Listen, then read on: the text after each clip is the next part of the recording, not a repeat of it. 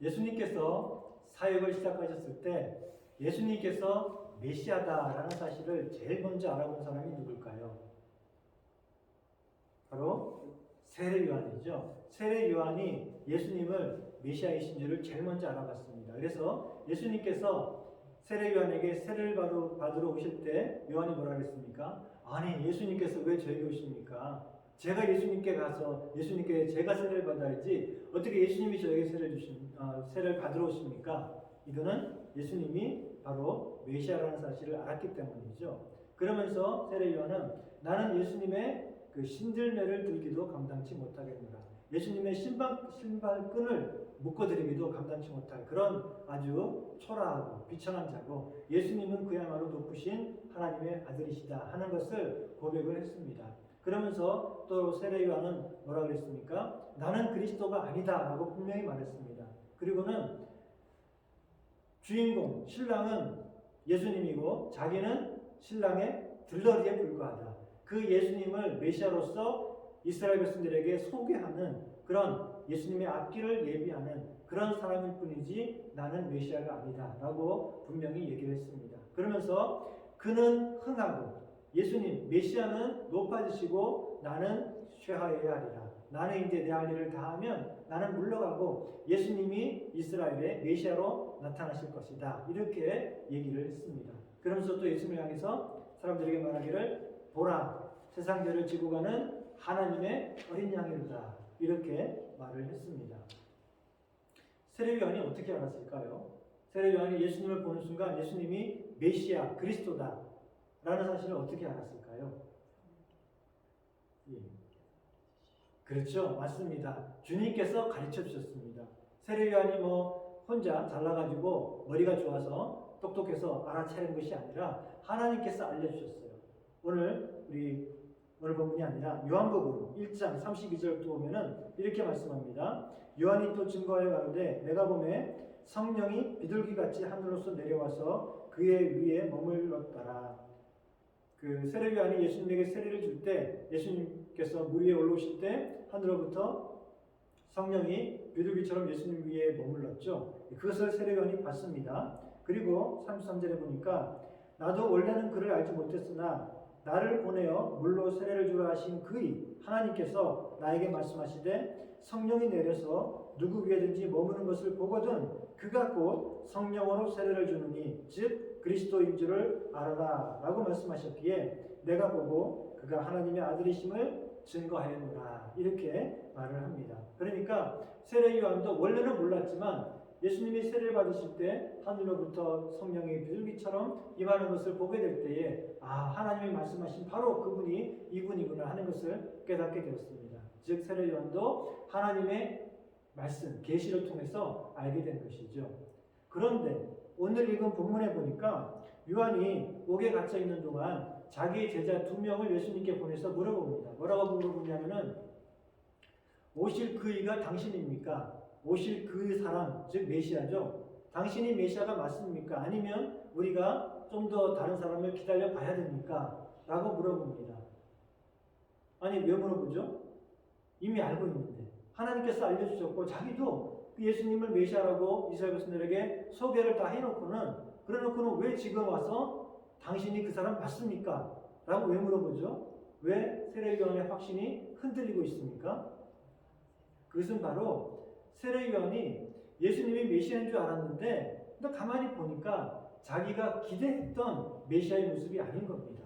메시아는 이럴 것이다 라고 자기는 잔뜩 기대하고 있었는데 그 예수님이 하시는 일들을 보니까 아무래도 자기가 생각하던 그 메시아가 아닌 것 같은 거예요.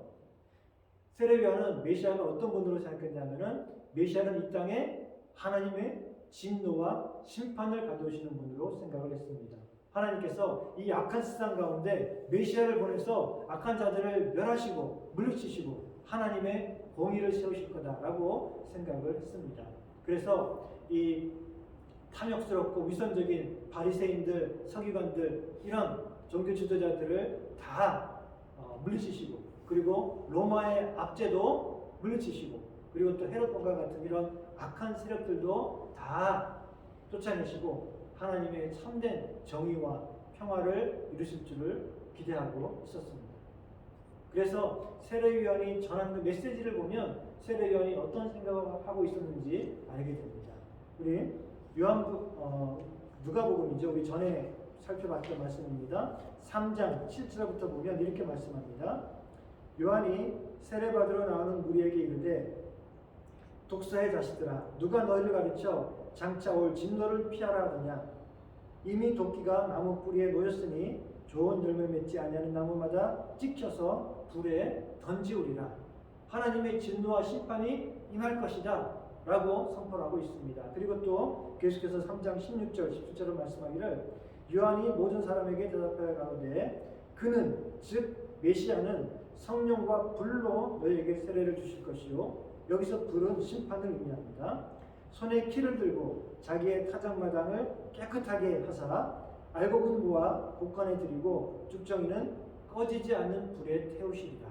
메시아가 오시면 바로 세상을 아주 깨끗하게 정리해서 알곡은 곡간에 들이고 그리고 불의한 자들, 패역한 자들은 다 심판에 임하게 하겠다 하실 것이다 라고 말씀하고 있는 것입니다. 이렇게 세례요한은 오실 메시아가 하나님의 진노와 심판을 행하셔서 세상을 바르게 잡으실 것이다 이렇게 기대를 하고 있었습니다. 자, 그런데 예수님께서 오셔서 그동안 하시는 사역은 어떤 사역이었습니까? 예수님은 오셔서 사람들에게 나타나셔서 약하고 병든 자들, 아픈 사람들, 그 사람들 하나하나 다 고쳐주십니다. 그리고 세리와 같이 사람들이 무시하고 또 손가락질하는 죄인들과 같이 어울리십니다. 그러면서 하나님 말씀을 사람들에게 가르치십니다. 다 좋은 일인데 그런데 세례 요한이 기대하던 그런 메시아의 사역은 아닙니다. 이 땅에 불을 가져오고 하나님의 심판을 가져와서 세상을 정말 싹 뒤집어 엎어가지고 새롭게 만들 그런 메시아의 사역과는 좀 거리가 멀어 보이는 거죠. 그러니 세례 요한은 마음속에 의심이 드는 겁니다. 이분이 진짜 메시아가 맞는가? 내가 기대했던 그 메시아가 맞는가 하는 그런 생각이 듭니다. 자, 그래서 예수님께서 세례 요한에게 대답을 해주십니다. 22절에 보면 예수님께서 이 세례 요한의 질문에 대해서 이렇게 대답하십니다. 대답하여 가라사대 너희가 가서 보고 들은 것을 요한에게 구하되 소경이 보며 안전명이가 걸으며 문둥이가 깨끗함을 받으며 귀머거리가 걸으며 들으며 죽은 자가 살아나며 가난한 자에게 복음이 전파된다 하라 라고 말씀하고 있어요. 자, 주님이 지금 하시는 이 사역들을 쭉 열거하고 있습니다. 그런데 사실은 이런 주님이 하신 사역들, 병자들을 고치시고 또 귀머거리를 듣게 하시고 소경의 눈을 뜨게 하시고 이런 가난한 자들에게 복음을 전하시는 이런 모든 사역들이 사실은 구약 성경에서 예언된 그런 메시아의 사역이 맞습니다. 예수님께서 하신 그 일을 보면 구약 성경에 예언했던 그런 메시아의 사역을 하고 있구나 하는 것을 알아야 되는 것입니다. 이미 구약 성경에서는 메시아가 오면 어떤 사역을 할지를 예언으로서 알려주고 계신 것입니다. 그걸 보면 예수님의 사역을 보면 분명히 예수님이 메시아이신 것을 알아봐야 되는 것이죠. 또 누가복음 4장에 보면 예수님께서 고향 나사렛에 가서 안식일에 회당에서 말씀을 가르치실 때에 성경을 꺼내서 읽습니다. 근데 그 성경 말씀 중에서도 이사야서에 있는 말씀, 즉 메시아에 대한 예언의 말씀을 꺼내가지고 읽으셨습니다. 18절인데 바로 이런 말씀이죠. 주의 성령이 내게 임하셨으니 이는 가난한 자에게 복음을 전하게 하시려고 내게 기름을 부으사 나를 보내사 포로된 자에게 자유를 눈먼 자에게 다시 보게 함을 전파하며 누린 자를 자유케 하며 주의 은혜의 해를 전파하게 하려 하시니라. 메시아가 오면 바로 이런 일을 한다는 것입니다. 누린 자를 풀어주고 포로된 자를 자유케 하고 가난한 자에게 복음을 전하는 그리고 하나님의 은혜의 해를 선포하는 일을 메시아가 하실 것이다 라고 이사야서에 예언되어 있습니다. 그 말씀을 예수님께서 사람들 앞에 읽어주시고 그리고는 이제 책을 덮습니다. 사람들이 예수님을 다 쳐다봅니다. 무슨 말씀을 하실까? 무슨 설명을 하실까? 그때 예수님께서 말씀하시기를 이 말씀이 너희 귀에 이루어졌느니라. 메시아에 대한 이 예언이 오늘 너희들 앞에서 이루어졌다라고 말씀하고 있어요. 즉 예수님이 바로 그런 사역을 하시는 메시아다라는 사실을 선포하신 것이죠. 세례 요한은 예수님께서 이 땅에 오셔서 하나님의 진노와 심판을 행할 것으로 생각했지만, 그러나 예수님은 뭘 하셨습니까? 주의 은혜의 해를 선포하셨습니다. 바로 용서와 구원을 가져오는 그런 하나님의 은혜의 해를 선포하셨습니다. 근데 사실은 그것이 이사야서에 예언되어 있는 대로 메시아가 오시면 하실 그런 사역입니다. 메시아가 오시면 이런 하나님의 진노와 심판을 행하는 것이 아니라 하나님의 은혜로 말미암는 용서와 구원을 행하신다라고 말씀하고 있는 것입니다. 그래서 예수님께서는 이 땅에 심판자로 오신 것이 아닙니다. 예수님께서 이 땅에 심판자로 오시기 전에 구원자로 오셨습니다. 얼마나 기쁘고 감사한 일입니까? 예수님께서 이 땅에 오시는데 심판자로 오셨다. 세례 요한이 기대했던 것처럼 하나님의 진노와 심판을 행하는 그런 심판자로 오셨다 그러면 얼마나 큰 일입니까? 저와 여러분들은 지금 살아남지도 못합니다. 그렇죠? 저와 여러분들은 이미 죽었습니다. 이미 멸망했고 망했습니다. 그러나 다행스럽게도 예수님께서는 이 땅에 심판자로 오시기 전에 구원자로 오셨습니다. 하나님의 진노가 아니라 하나님의 용서와 사랑과 은혜를 선포하는 그런 메시아로 오신 것입니다. 얼마나 다행스럽고 감사하고 기쁜 일입니까? 그래서 이사야서에도 보면 49장에 보면 이 메시아에 대한 예언이 나오는데 이 예언의 말씀을 인용해서 사도 바울이 고린도후서 6장 2절에 이렇게 말씀하고 있습니다. 가라사대 내가 은혜 베풀 때에 너를 듣고 구원의 날에 너를 도왔다 하셨으니 보라 지금은 은혜 받을 만한 때요 보라 지금은 구원의 날이로다 라고 말씀하고 있어요. 지금 메시아의 시대, 예수님께서 오셔서 하나님의 나라를 선포하신, 복음을 선포하신 지금 이 메시아의 시대는 어떤 시대입니까? 진노와 심판의 시대가 아니라 구원의 시대요 은혜 받을 만한 때다 라고 선포하고 있는 것입니다. 예수님은 죄인을 정죄하기에 앞서서 용서하시고 심판하기에 앞서서 구원하시는 그런 메시아이십니다. 자, 이런 심판이 아닌 용서, 하나님의 진노가 아닌 용서와 구원은, 이 은혜는 누구에게 주어질까요? 바로 그 은혜를 믿는 자에게 주어집니다. 하나님의 은혜는 은혜이기 때문에 그 은혜를 믿고 감사함으로 받는 자에게 그 은혜가 주어지는 것입니다. 얼마나 쉽습니까?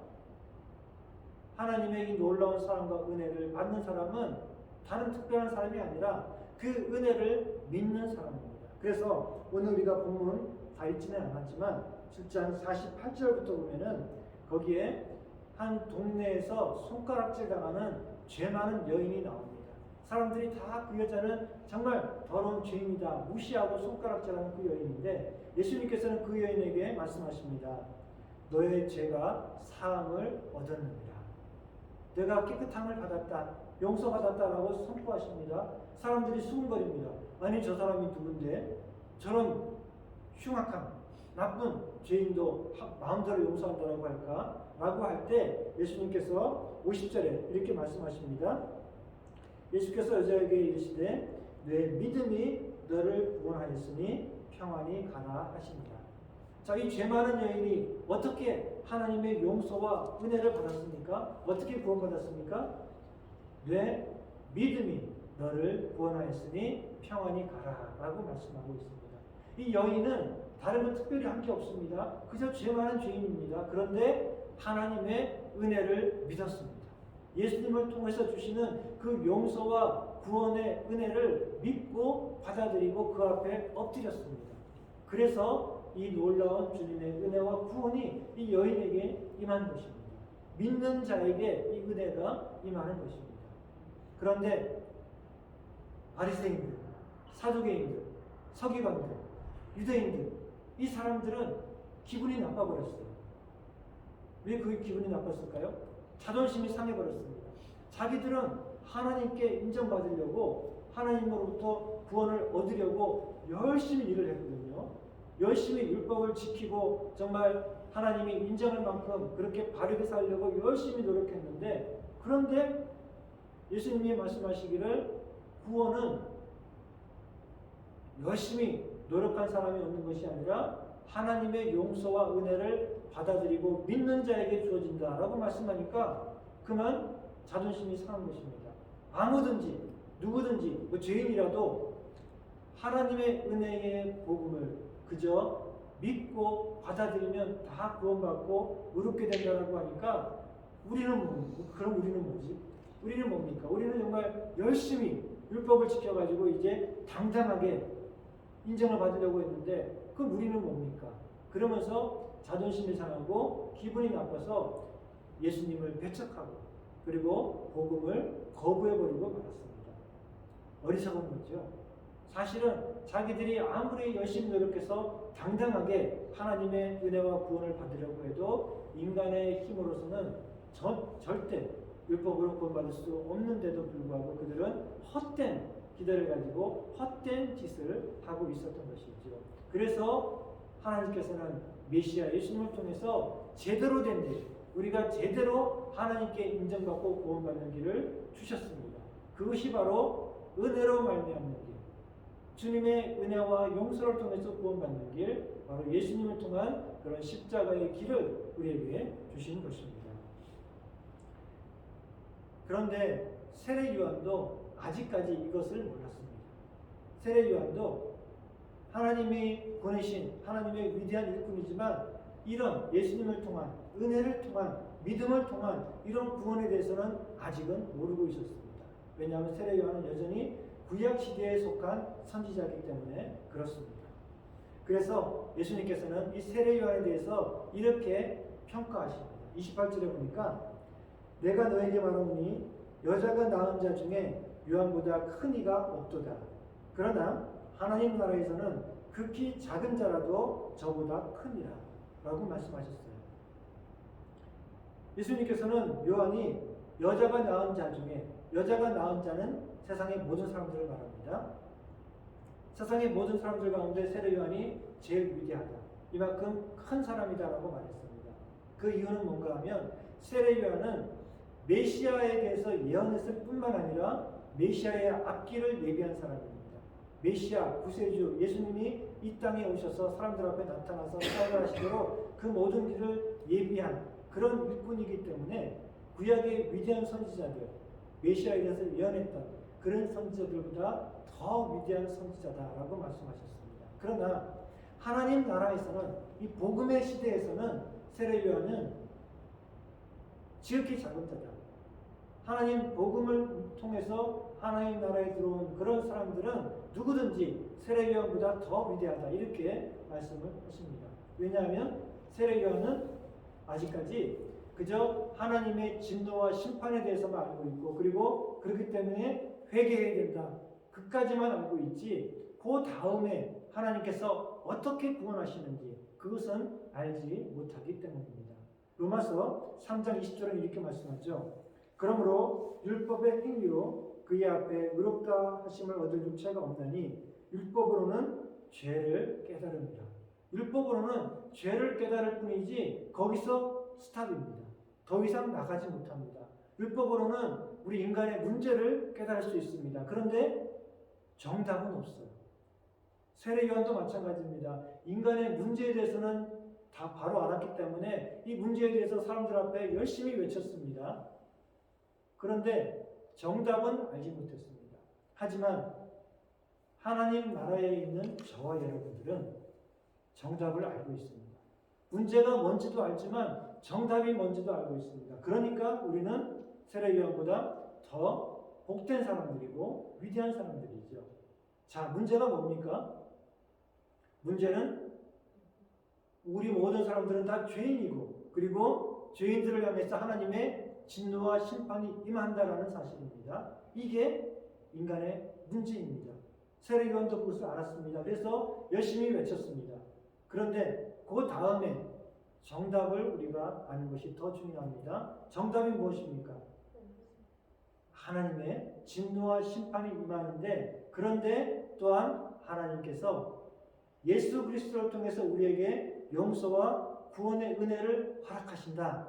예수 그리스도 안에 있는 자는 그 하나님의 진노의 심판을 피하게 되고 하나님의 은혜로운 구원을 얻게 된다. 이게 바로 정답이죠.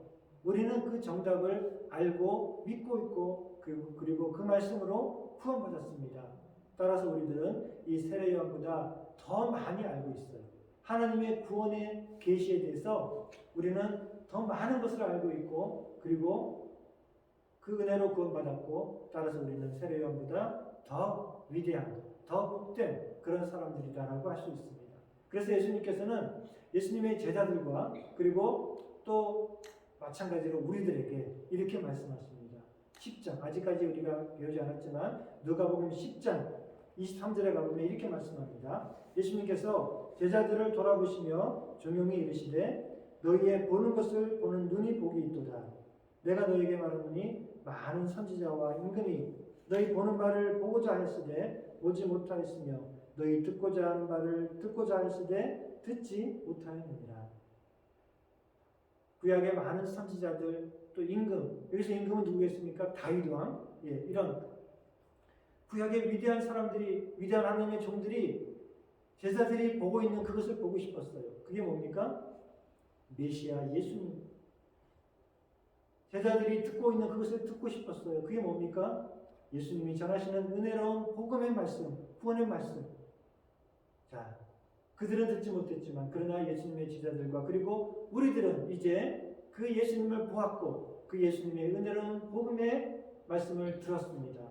그리고 구원받았습니다. 그러니 우리들은 더 복되고 더 위대한 사람들이다라고 말씀하고 있는 것입니다. 예수님은 심판이 아니라 하나님의 구원을 이 땅에 가져오십니다.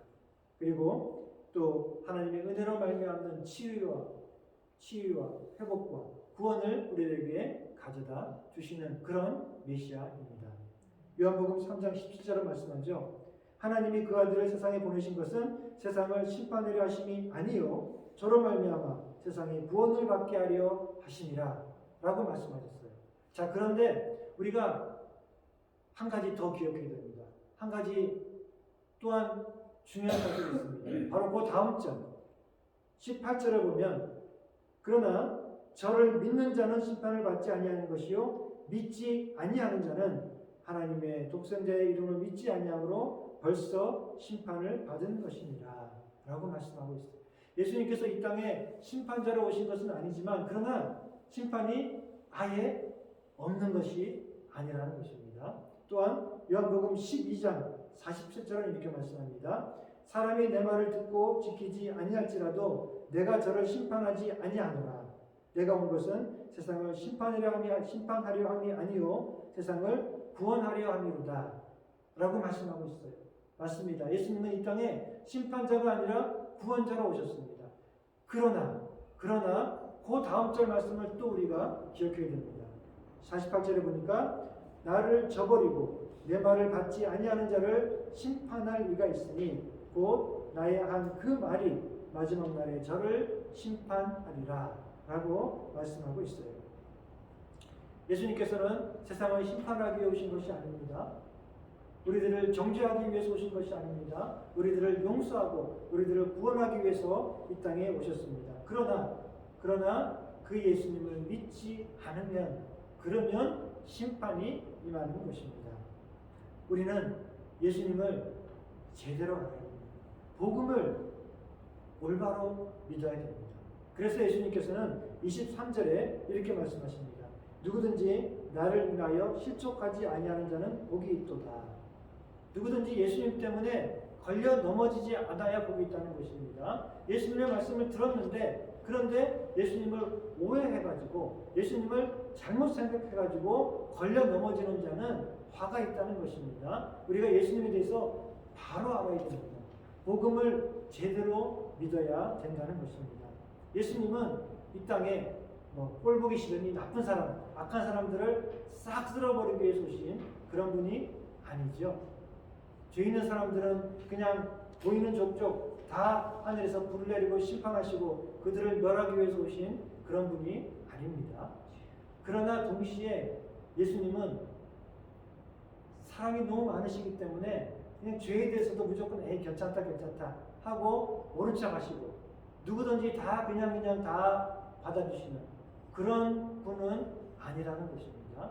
우리가 그렇게 예수님을 오해해서는 안 됩니다. 어떤 사람들은 예수님을 아주 무서운 그런 심판자, 그래서 나쁜 사람들을 벌주는 그런 사람으로 오해하기도 하고, 어떤 사람들은 반대로 예수님은 사랑이 너무 많기 때문에 누구든지 어떤 종교를 믿든지 아니면 무슨 짓을 하든지 결국은 다 품어주신다, 이렇게 예수님을 오해하는 사람들이 있습니다. 그들은 결국 예수님을 잘못 생각했기 때문에, 복음을 오해했기 때문에 걸려 넘어지는 자입니다. 우리는 복음을 바로 알아야 됩니다. 예수님을 바로 알고 믿어야 됩니다. 예수님은 우리를 심판하기 위해서, 세상을 심판하기 위해서 오신 분이 아니고 은혜를 베풀기 위해서 오셨지만, 그러나 그 은혜를 저버리면 어떻게 되겠습니까? 심판이 오는 것입니다. 심판하지 않고 은혜로서 구원하기 위해서 오셨는데 그 은혜로운 구원의 말씀을, 그 초청을 거부하고 무시해버리면, 그러면 결국은 심판이 임하게 된다는 것입니다. 용서의 기회, 구원의 기회가 주어졌을 때 그것을 붙들어야 됩니다. 그렇지 않으면 언젠가는 그 기회를 놓쳐버리게 됩니다. 보라 지금은 은혜 받을 만한 때요, 보라 지금은 구원의 날이지만 내일은 심판의 날입니다. 지금은 우리가 하나님의 은혜로운 구원의 초점을 받고 주님께 나가 구원받을 수 있는 은혜로운 시대, 복음의 시대, 구원의 날이지만 내일은 심판의 날입니다. 내일은 주님의 심판과 진노가 임할 것입니다. 따라서 우리는 오늘을 붙들고 오늘 바로 그 은혜로운 복음의 말씀을 듣고 믿고 그 복음에 합당하게 살아가야 됩니다. 내일 내가 예수님을 심판자로 만나지 않기 위해서는 오늘 예수님을 나의 구주, 나의 구원자로 만나야 됩니다.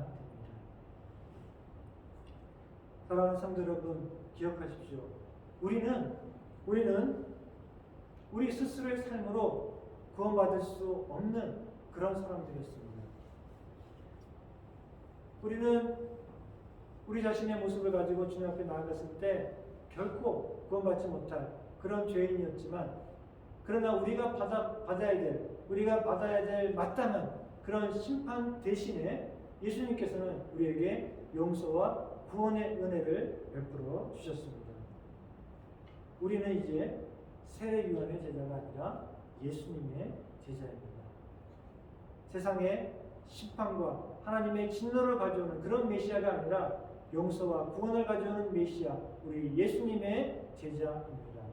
따라서 우리는 이제 죄 지은 사람을 정죄하고 심판하는 그런 메시지를 전하는 사람이 아니라 그들을 용서하고 누구든지 어떤 사람이든지 용서하고, 그리고 그들에게 하나님의 은혜의 복음을 선포하고 그들도 하나님의 용서와 은혜와 구원을 받도록 그들을 주님의 은혜로 이끄는 그런 사람들이 되어야 됩니다. 우리들은 얼마나 위선적인 사람입니까? 제 자신을 볼 때도 그러고 우리 자신은 참 얼마나 이중적이고 위선적인 그런 사람인지 모릅니다. 내가 잘못했을 때, 내가 죄를 지었을 때는 우리는 하나님께서는 은혜로우시고 자비로우시고 노하기를 더디하셔서 용서하시고 사랑해주시고 품어주시는 그런 하나님이시기를 바랍니다. 그런데 다른 사람이 죄를 지었을 때는 우리는 어떻습니까? 하나님은 정의로우시고 공의로우셔서 이 악한 것은 절대 참지 못하시고 당장에 벌을 내리셔서 바로 잡으시는 그런 하나님이시기를 또 원합니다. 이것은 복음이 아니죠. 나나 이웃이나 다 이 하나님의 은혜로운 용서와 구원의 은총을 받도록 우리가 다 그런 복음 앞에 나아가고 그 복음을 다른 사람들에게 전하는 그런 삶을 살아야 될 줄을 믿습니다. 우리들이 마땅히 받아야 될 심판이 아니라 과분한 그런 사랑과 용서를 받았습니다. 그런데 우리도 다른 사람들을 판단하고 비난하고 정죄하기보다 그들을 용서하고 사랑하는 그런 삶을 살아야 될 줄을 믿습니다. 우리는 주님의 이 놀라운 은혜를 받았습니다. 이 은혜를 받은 사람답게 살아가야 됩니다. 은혜를 받은 사람답게 살아가는 것은 두 가지입니다. 한 가지는 뭘까요? 이 하나님의 놀라운 은혜, 우리는 심판받을 마땅한 자지만 심판 대신 하나님의 놀라운 용서와 구원과 은혜를 받았습니다. 그러면 우리가 이제 해야 될 마땅한 일은 무엇입니까? 첫째는 감사하는 거죠. 그렇죠? 심판자가 아니라 구원자로 오신 그 예수님 얼마나 다행입니까? 얼마나 감사합니까? 그 하나님의 은혜에 우리가 늘 감사하고 찬양하는 삶을 살아야 됩니다. 그게 은혜를 받은 사람다운 그런 사람이죠. 두 번째, 은혜를 받은 사람답게 살아가는 것은 어떤 삶입니까? 그 은혜를 베푸는 거죠. 우리가 그런 은혜를 받았다면 그러면 그 은혜를 받은 사람답게 이제 우리도 다른 사람들은 심판과 정죄로 대하는 것이 아니라 우리도 다른 사람들을 다 하나님의 은혜로 대하는 그런 삶을 살아야 될 줄을 믿습니다. 이것은 바로 복음을 믿는 삶일 뿐만 아니라 복음으로 살아가는, 복음을 실천하며 살아가는 그런 삶인 줄을 믿습니다.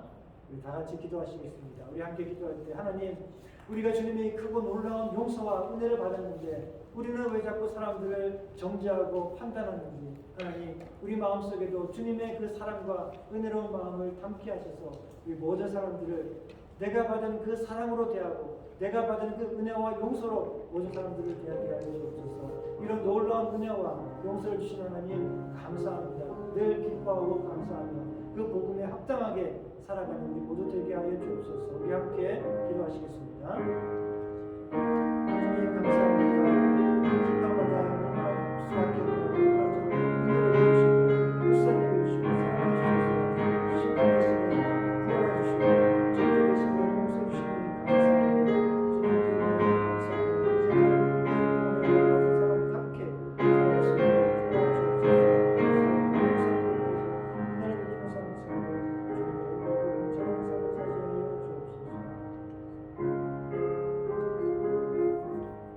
하나님 감사합니다.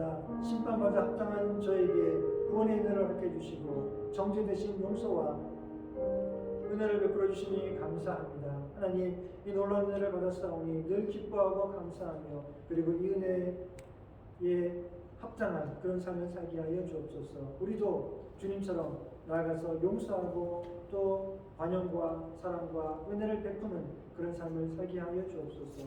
그래서 우리가 하나님의 놀라운 은혜를 받은 사람인 것을 우리의 입술로 우리의 삶으로 온전히 드러내고 증거하는 우리 모두가 되게 하여 주옵소서. 예수님 이름으로 기도드렸습니다.